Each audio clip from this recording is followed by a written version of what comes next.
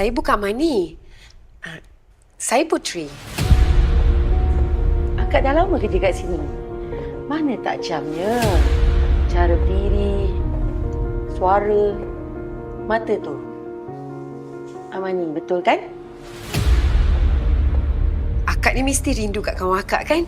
Sebab orang kata kalau kita rindu kat seseorang, dengan semua orang pun kita nampak dia.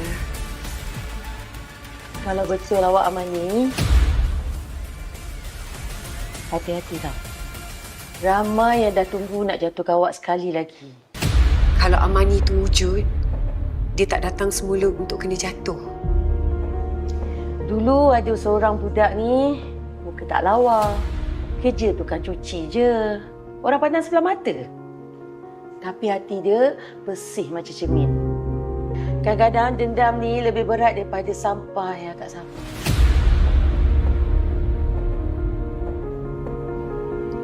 Tapi aku kena balas dendam juga. Jangan lupa like, share dan follow Du Drama.